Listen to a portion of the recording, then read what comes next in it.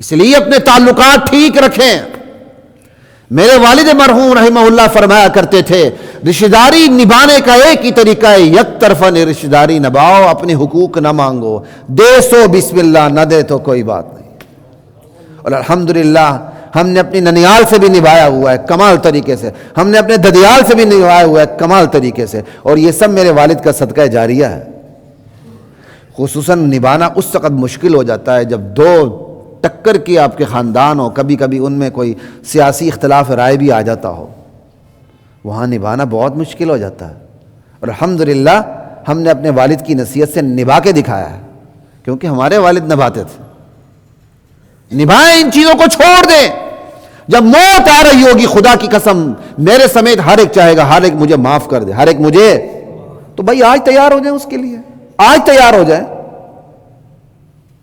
آج اپنے آپ کو تیار کر لیں. کسی کا کوئی حق اپنے ذمہ نہ رہنے دیں. کیا پتا ہے اگلا سانس ہے یا نہیں ہے. سنت کے مطابق اپنی زندگی بنائیں. آپ کا چہرہ بھی سنت کے مطابق ہو، اور آپ کی چال ڈال بھی سنت کے مطابق ہو، اور آپ کے اطوار آداب بھی سنت کے مطابق ہو. مجھے بڑی خوشی ہو رہی ہے ماشاءاللہ، میں تو آپ کے بارے میں اچھا گمان رکھ رہا ہوں. اب اللہ آپ کو توفیق عطا فرمائے. اور بھی بہت سے ساتھی ہیں، اللہ توفیق دے. اللہ سے مانگیں، نیکی خود کرنے سے نیکی نہیں ہوتی، اللہ سے توفیق مانگیں. یا اللہ یہ مجھ سے کام نہیں ہوتا، بس تو لے لے مجھ سے. اللہ راہیں کھول دیتے ہیں. تانا دینا ختم کر دیں، ایذا دینا ختم کر دیں، عار دلانا ختم کر دیں. لا تؤذوا المسلمین ولا تعیروہم. مسلمانوں کو تکلیف نہ دیا کرو، ایذا نہ دیا کرو. ان کو ان کی گناہوں پہ یا کسی غلطی پہ ہو یا نہ ہو عار نہ دلایا کرو. ولا تعیروہم ولا تطلبوا عثراتہم. مسلمانوں کی لغزشوں کو ٹٹولا مت کرو. یار اس نے کیا غلطی کی تھی، اس نے کیا غلطی کی تھی، کیا کیا تھا، کیا نہیں کیا تھا.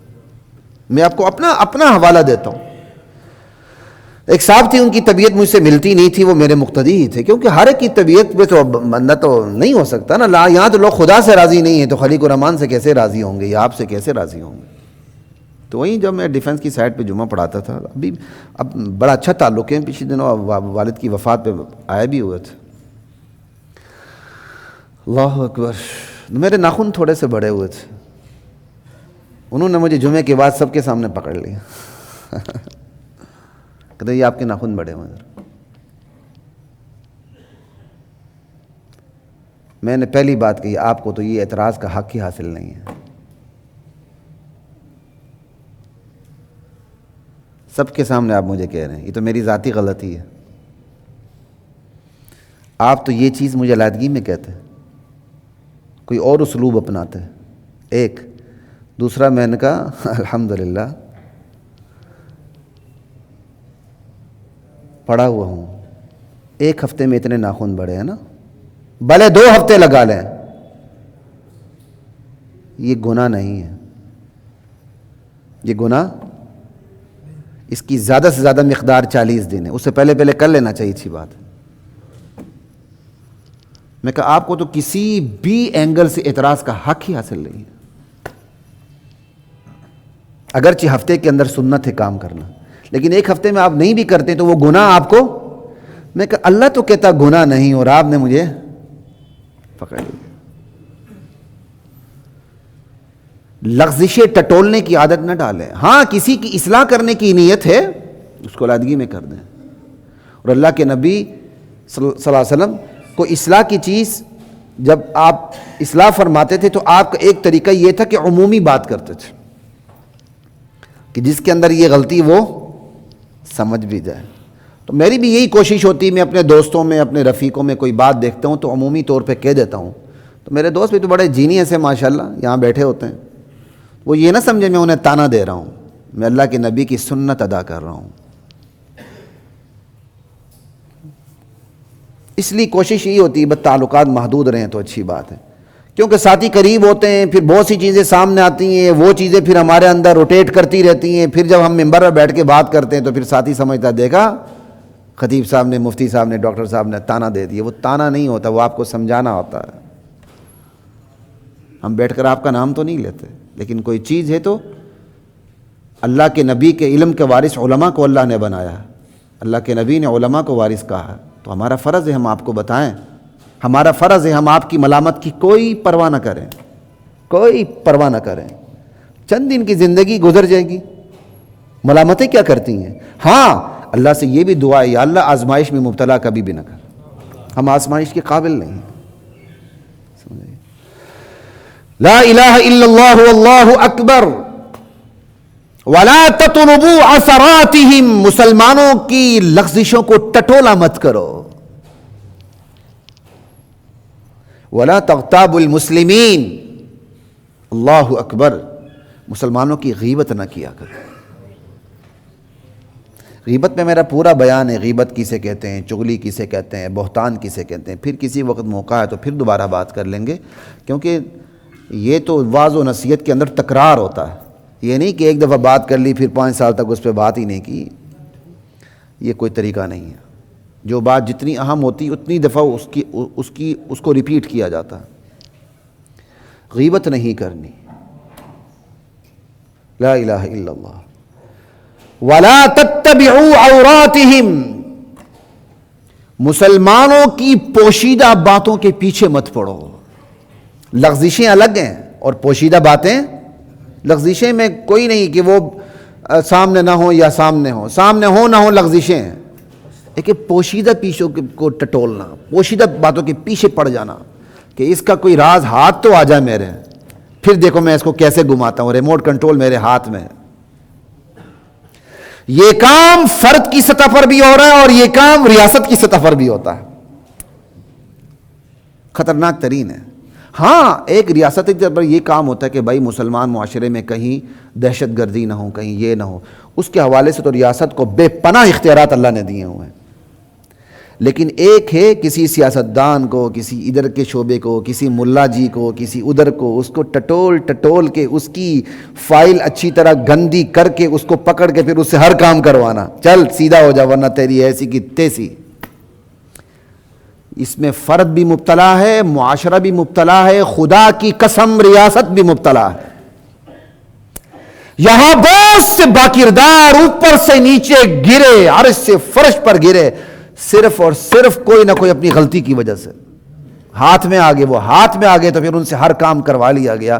اس سے زیادہ بات کروں گا تو پھر میرے بھی پر جلتے ہیں، سمجھ آئی بات کی؟ ہمیں بھی بہت کچھ پتہ ہے، ہم مجلسوں میں بیٹھتے ہیں، اللہ کا شکر ہے، ان کی باتوں کو پکڑ کے ان سے ہر کام کروایا گیا، حالانکہ ان کی پوری زندگی پیچھے باکردار گزری، لیکن کوئی نہ کوئی ایسی غلطی ان کی یا ان کی اولاد کی ہاتھ میں آ گئی، یا ان کی اولاد کی ہاتھ میں آ گئی، پکڑ لیا۔ خصوصاً بیٹیوں کی غلطی، بیٹوں کی غلطی، کیمرے نے پکڑ لیا، سرکاری کوٹھی کے باورچی خانے میں موجود کک مین نے پکڑ لیا، آپ کی چپڑاسی نے پکڑ لیا، آپ کے فلاں نے پکڑ لیا، آپ کے فلاں نے پکڑ لیا، بس پکڑے گئے تو پھر پکڑے گئے، دکھا دیا آئینہ، صاحب جی سدھے ہو جاؤ ہوں، اب ہم جو کہیں اس کے نیچے سائن کرتے چلے جاؤ، اس کے نیچے سائن کرتے چلے جاؤ۔ ایسے ہی لوگ معاشرے کا، ریاست کا، فرد کا، سیاست کا بیڑا غرق کرتے ہیں، سمجھ آئی؟ یہ انتہائی خطرناک ترین بات ہے۔ یہ آج کل آپ نہیں دیکھتے ایک مفتی صاحب ہیں، ان سے خیر میرا بہت دفعہ ٹاکرا بھی ہے، میرا ان سے تعلق بھی ہے،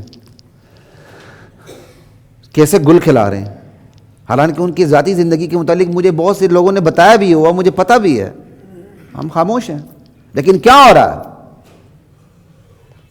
میرا ایمان ہے یہ وہ اپنی مرضی سے نہیں کر رہا، پیچھے ریموٹ کنٹرول ہے، تاکہ اس معاشرے میں علماء کی جو عزت ہے وہ برباد ہو کے رہ جائے، کوئی اعتماد کر ہی نہ سکے۔ دیکھو جی مولویوں کا اصل چہرہ یہ ہوتا ہے، کتنے رنگ کی؟ 4 رنگ کی، 5 رنگ کی، کیونکہ میں ریڈ کلر کی پیتا ہوں، کیونکہ وہ انگور کی بنی ہوتی، تو پھر یہ ہے وہ ہے، لٹرم پٹرم سارا کچھ۔ انا للہ و انا الیہ راجعون۔ خدا کی قسم میری اور آپ کی زندگی کا ریموٹ کنٹرول اللہ کے علاوہ کسی اور کے ہاتھ میں آ جائے، یا اللہ اس سے پہلے ایمان کی موت دے دے، خدا کی قسم۔ جب یہ ریموٹ کنٹرول کسی اور کے ہاتھ میں آ جائے، میری بیٹی نہیں دیکھے گی، میرا بیٹا نہیں دیکھے گا، میری ماں نہیں دیکھے گی، میری بیوی نہیں دیکھے گی، میرے عزیز و اقارب نہیں دیکھیں گے. بھئی آپ سے ایک غلطی ہو گئی.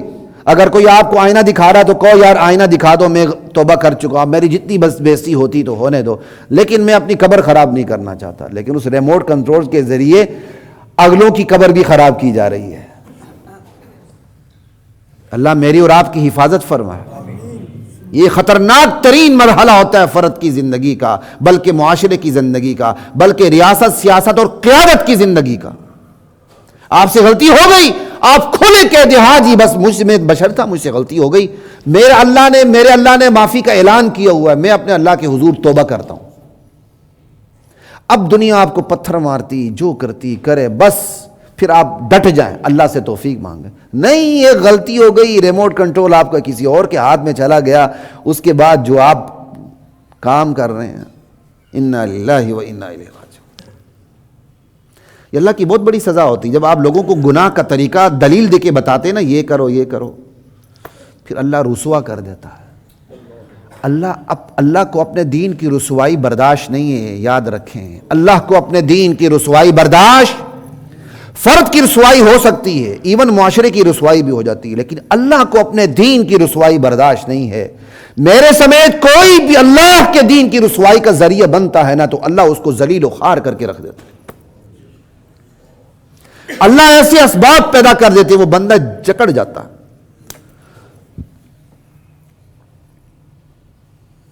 کہا وَلَا تَتَّبِعُوا عَوْرَاتِهِمْ، لوگوں مسلمانوں کی پوشیدہ باتوں کے پیچھے مت پڑو.